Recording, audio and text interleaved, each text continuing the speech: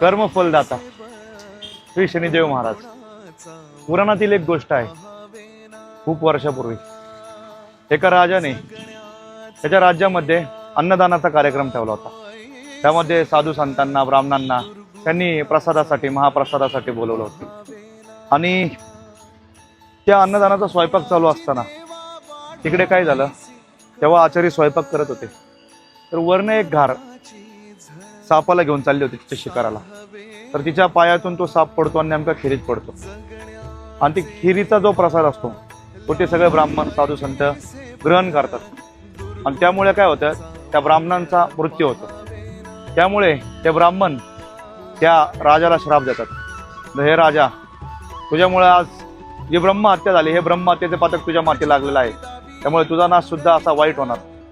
तर त्यानंतर ना आता या घटनेमध्ये चुकी पाहायला गेलं तर कुणाची, तर शनिदेव महाराज हे जज असतात, ते न्यायदानाचं काम करतात. तर ते चित्रगुप्ताला सांगतात की बाबा ह्या कर्माचं तू ऑडिट केलं का नाही, ऑडिट केलं का नाही, म्हणजे मला ते पाप पुण्य कुणाच्या हिशोबात टाकायचंय ते केलं पाहिजे. आता या घटनेत पाहत असता तो राजा दोषी नाही, कारण त्याने अन्नदानाचा कार्यक्रम केला होता, त्यांनी तर एक चांगलंच कार्य केलं होतं. ती घार दोषी नाही, जी तिचा भोजन तिच्या पिल्लांसाठी घेऊन चालली होती. तो साप खिरीत पडला, तो साप दोषी नाही, तो मेलेला होता.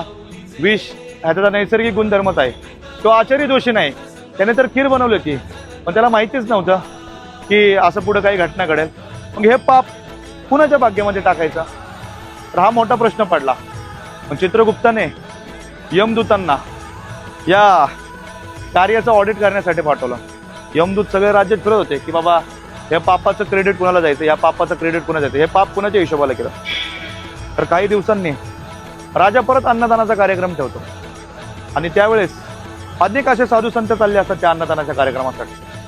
आणि त्यावेळेस ते जात असतात, तर ते एका स्त्रीला विचारतात, एका बाईला विचारतात की राजाचा राजवाडा कुठे आहे, आम्ही तिकडे अन्नदानासाठी चाललोय, भोजन महाप्रसाद घेण्यासाठी चाललोय. बाई त्या साधू संतांना म्हणते राजाकडे जाऊ नका, तो लोकांना विष घालून मारून टाकतो. चित्रगुप्त म्हणतात गावला, त्याच्या कुशेबात पाप टाकायचंय, तो जीव घावला. मग समाज जीव जगत असताना आपण एखाद्याची निंदा करतो, एखाद्याला नावं ठेवतो, एखाद्याला शिव्या घालतो, एखाद्याला अशा वाईट बोलतो, तर माहिती नसताना सुद्धा आपण जे एखाद्या प्रती वाईट मत करतो, तर अशा वेळेस आपण काय करतो की समोरच्या पापकर्मांचा, प्रारब्धाचा हिशोब आपल्या अकाउंटला घेत असतो. यामुळे या गोष्टीतून बोध घेण्यासारखा हा की बिना माहितीचं कुणाला जज करू नका. आणि याला त्याला वाईट नावं ठेवण्यापेक्षा भगवंताचं नाव घ्या. म्हणतो जय श्रीराम.